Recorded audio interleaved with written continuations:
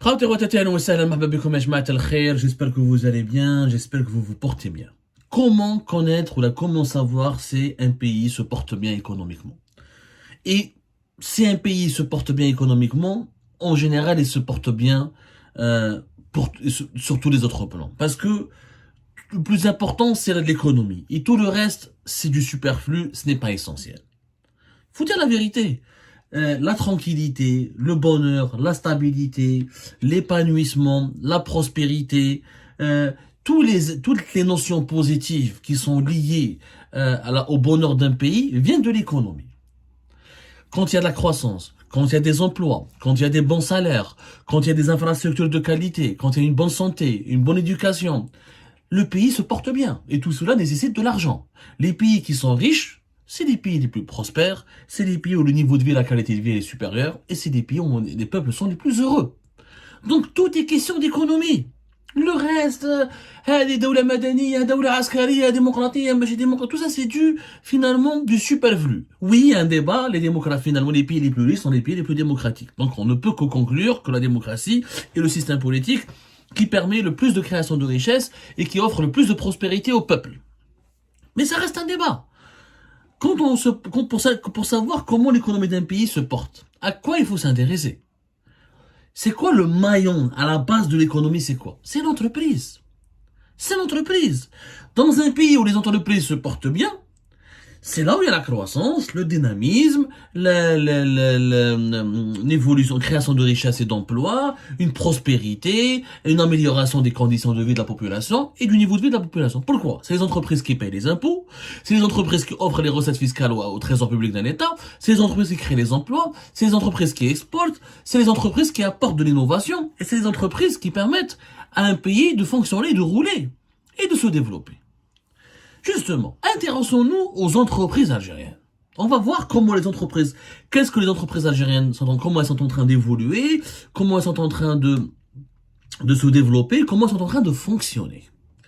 Il y a un document important de l'Office national des statistiques, l'ONS, qui est un organisme gouvernemental algérien qui publie des données statistiques sur l'évolution démographique et socio-économique du pays. C'est une instance gouvernementale, donc c'est une source officielle, une source autorisée. Elle publie de façon trimestrielle un document qu'on appelle l'enquête sur la situation et les perspectives dans l'industrie. Chaque trimestre, l'ONS, il fait un sondage aux entreprises spécialisées dans le secteur industriel et leur pose des questions pour voir comment les entreprises quelle est leur situation et qu'est-ce qu'ils pensent des perspectives. L'industrie, il y a ce qu'il y a de plus important. L'économie fait à plusieurs secteurs, l'industrie, l'agriculture, les services, le BTP, la construction. Mais l'industrie, c'est la transformation de la matière première en un produit à forte valeur ajoutée. Les pays les plus développés sont les pays les plus industrialisés. Justement, les entreprises algériennes, pourquoi notre pays patine? Pourquoi notre pays n'arrive pas à se développer? Pourquoi notre pays n'arrive pas à être prospère? Pourquoi notre pays n'arrive pas à évoluer, à progresser? Parce que la situation de nos entreprises, elle est catastrophique. Je vous donne un exemple. Dans ce document de l'ONS, c'est les chiffres officiels. C'est pas moi qui parle. Par exemple, les chefs d'entreprise du secteur public comme du secteur privé, parce qu'ils sont interrogés. L'ONS, elle prend un échantillon. T'as les entrepreneurs, t'as les chefs d'entreprise, t'as les gérants d'entreprises publiques et privées, pour connaître le moral, l'évolution de la situation des entreprises algériennes dans le secteur de l'industrie. Secteur qui est très faible en Algérie. 5% uniquement du PIB, de toutes les richesses nationales que nous créons en une année, 5% provient de l'industrie. Et c'est pour ça que nous sommes tellement dépendants de l'étranger, parce que nous avons une production industrielle très faible. Et c'est pour ça que nous sommes sous-développés et que nous sommes donc encore pauvres et pas prospères et on n'arrive pas à devenir prospères. Et quelques chiffres qui illustrent les difficultés des entreprises algériennes et pourquoi elles n'arrivent pas à se développer. Par exemple, l'approvisionnement en matières premières. Pour faire de l'industrie, il faut de la matière première. C'est quoi l'industrie, encore une fois? C'est prendre une matière première, souvent de l'énergie, des minerais, ou une matière première, ou des intrants qu'on transforme, qu'on transforme avec des équipements, suivant un processus technologique, scientifique, ou industriel, on va en bien, ou en marchandise, et qu'on doit ensuite commercialiser ce bien, cette marchandise, pour gagner de l'argent, et l'exporter à l'étranger, ou sur le marché local, et c'est comme ça qu'on crée de la valeur. 35% des des entrepreneurs se sont dit euh, satisfaits, plutôt, pardonnez-moi, 35% des gérants ou des dirigeants des entreprises publiques n'ont pas été satisfaits ou là ont rencontré des difficultés au niveau de l'approvisionnement en matières premières. 35%. Et 31% des entreprises du secteur privé ont rencontré aussi les mêmes difficultés ou elles n'ont pas pu trouver ou atteindre le niveau d'approvisionnement qui est nécessaire pour leurs activités. Il y a 31% des entreprises privées n'arrivent à peine ou là, éprouvent des difficultés à trouver ou là, à acquérir la matière première et 35% des entreprises publiques. C'est un chiffre qui reste important. Il y a eu, par exemple, à cause du manque de des matières premières en Algérie, il y a eu des ruptures de stock au niveau de 40% dans les entreprises publiques. Des ruptures de stock depuis 10 jours. C'est-à-dire pendant 10 jours, il n'y avait pas de matière première. Quand il n'y a pas de matière première, l'activité, elle est gelée, tabs. L'usine ne fonctionne pas. Et 28% pour les secteurs privés pendant une durée de 29 jours. 29 jours. Secteur privé, 28% des entreprises du secteur privé ont subi des ruptures de stock de la matière première pendant une période de 20 jours. 40% pour le secteur public, donc pour une période de 10 jours. Comment peut-on développer le pays dans ce genre de situation? Comment? Plus d'un tiers des entreprises algériennes, publiques ou privées, n'arrivent pas à trouver de la matière première. 40% du secteur public, presque plus d'un tiers, souffrent de rupture de stock d'une période de 10 à 29 jours. Presque un mois. C'est terrible. Pourquoi ce problème? Parce que la matière première vient de l'étranger.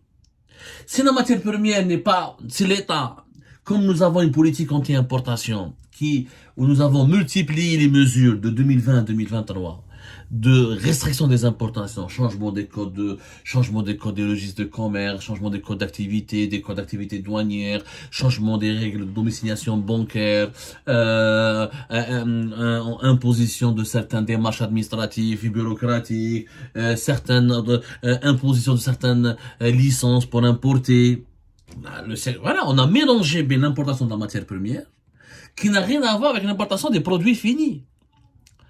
C'est ça, le dirigeant algérien, l'économie, il voulait absolument baisser la facture des importations. Or, ils n'ont pas distingué la matière première qui importe tous les pays du monde. Même la Chine, qui est l'usine du monde, elle a besoin de matières premières depuis l'étranger. Aucun pays n'est souverain à 100% dans l'importation des matières premières. Il y a certains minerais, il y a certains composants, il y a certains intrants, il y a certaines matières qu'on n'arrive pas, qui sont pas disponibles sur le territoire algérien, comme elles sont pas disponibles sur le territoire chinois, japonais, ou américain, ou européen. Il faut les importer ailleurs. Mais si la matière première n'est pas disponible, il n'y a pas d'industrie. Et les entrepreneurs algériens, autre problème. Les entreprises algériennes sont confrontées à des pannes d'électricité. 20% des entreprises, 20% des chefs d'entreprise à secteur public et 11% des chefs d'entreprise du secteur privé ont connu ou ont subi des pannes d'électricité qui ont provoqué des arrêts de travail jusqu'à 6 jours. Jusqu'à 6 jours. Il y a même des arrêts, des pannes d'électricité qui ont provoqué des pannes jusqu'à 12 jours. Il y a la moitié du mois, parce qu'il n'y a pas d'électricité, parce que son gaz n'intervient pas, parce qu'il y a du sabotage, parce que les services de maintenance, t'as les infrastructures, t'as les équipements électriques, c'est pas à la hauteur, et ça impacte les entreprises. Je vous les entreprises algériennes, venez investir, je vous les dirigeants algériens, venez investir, on va développer le pays. Les entreprises n'arrivent pas à avoir la matière première. Elles ont des pannes d'électricité de 6 à 12 jours. Des ruptures de stock de presque un mois. Comment on peut développer le pays dans ces conditions? C'est tout simplement impossible. C'est impossible. C'est ce qu'il y a. C'est ça le sabotage. C'est ça, je vous dis que les dirigeants algériens sont à l'origine d'un véritable sabotage à travers leur politique. C'est un véritable sabotage. On ne laisse pas les entreprises algériennes travailler. On les emmerde régulièrement. On les harcèle. On leur crée tellement de problèmes que les entrepreneurs algériens n'arrivent pas à traduire. Est-ce que tu dois t'occuper de ton usine, ou là tu dois courir pour régler la panne d'électricité, ou là courir pour avoir la matière première. En plus de ça, l'autre problème, c'est la trésorerie. La trésorerie, elle a été jugée normale. La trésorerie, c'est les capacités financières d'une entreprise à assurer son propre fonctionnement. Et qu'est-ce qu'elle a réellement dans son compte bancaire? Est-ce qu'elle est autosuffisante pour payer ses charges chaque mois. Et ben la trésorerie, elle a été jugée normale uniquement par 58% des entreprises. T'as le secteur public et le privé, l'ONS n'a pas voulu donner un chiffre, mais 35% des entreprises publiques et 30% des entreprises privées, et plus du tiers, étaient obligés à demander des crédits bancaires pour régler leurs problèmes de difficulté de trésorerie. Pourquoi? Parce que l'argent ne rentre pas dans les caisses. Comme le pays il est paralysé économiquement, comme il y a beaucoup de factures impayées, comme les marchés, leur réalisation pendant du temps, comme les encaissements ça tarde beaucoup en Algérie, ça c'est un problème dont personne ne parle, mais c'est un gros problème. En Algérie, tu obtiens un marché, il coûte 5-10 milliards, il va te séduire, les entreprises sont appâtées par les montants faramineux des marchés. Mais le paiement c'est pour quand? Toi, l'entreprise va réaliser son marché. 1 année, 2 ans, elle termine ses prestations. Va demander la facture. Va obtenir le paiement de tes factures. Il y a des entrepreneurs qui payent, qui donnent un pot de vin pour se faire payer. C'est grave. En Algérie, ce sont les chefs d'entreprise. Les gens ne donnent pas suffisamment la parole aux chefs d'entreprise. Ils ne les écoutent pas, alors que eux, ils sont le phare. C'est la boussole de la situation économique du pays. Ils donnent des pots de vin. Ils pas. Surtout les entrepreneurs qui ont des marchés avec des administrations de l'État. Comme l'État a le monopole pratiquement de tout en Algérie, il est aussi acteur économique. Donc, beaucoup de marchés, le BTP, l'industrie, l'immobilier, etc. Les entreprises sont obligées de travailler avec de l'État. Leurs clients, c'est l'État. C'est l'administration, c'est les ministères, c'est les wilayas, c'est les daïras. Et ben ces gens-là, ces institutions payent extrêmement en retard. Et les entreprises privées qui ont fait faillite parce qu'elles avaient beaucoup de factures impayées, parce qu'elles n'avaient plus de trésorerie. Plus de trésorerie. Donc 35 et 30%, plus du tiers. Donc plus du tiers des entreprises algériennes n'arrivent pas à avoir de la matière première. Plus du tiers des entreprises algériennes ont des problèmes de trésorerie. Presque le tiers des entreprises algériennes subissent des pannes d'électricité de 6 à 12 jours. Comment voulez-vous développer un pays dans ce climat malsain?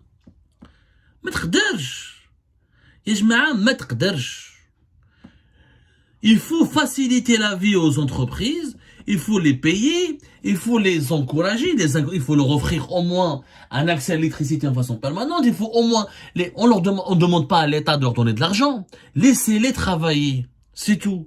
Laissez-les travailler. Laissez les entreprises algériennes uniquement travailler. Elles vont gagner de l'argent, elles vont réaliser de la croissance. Et le pays va en bénéficier.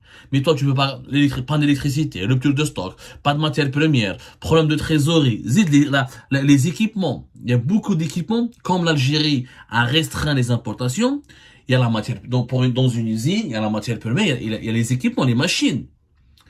Dans plusieurs industries, nous ne fabriquons pas les machines. Il faut importer les machines industrielles. Il faut être un pays hyper développé pour avoir les machines industrielles de pointe. Des fois, il faut des machines modernes. Eh ben, 59% des entreprises publiques ont souffert de la vétusté et de la surutilisation de leurs équipements.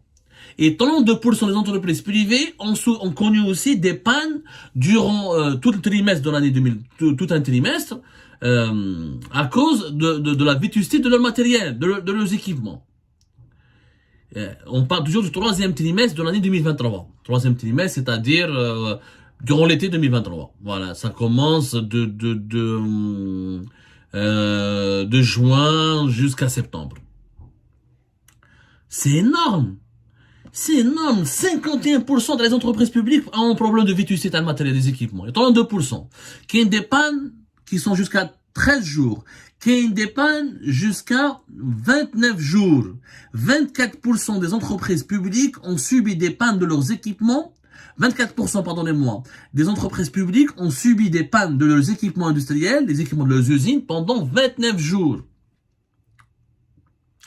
41% des entreprises du secteur public et 29% du secteur privé ont remis leurs équipements en marche après une panne, et 45% du public, des entreprises publiques, comme 35% des entreprises privées, ont été obligées à renouveler leurs équipements.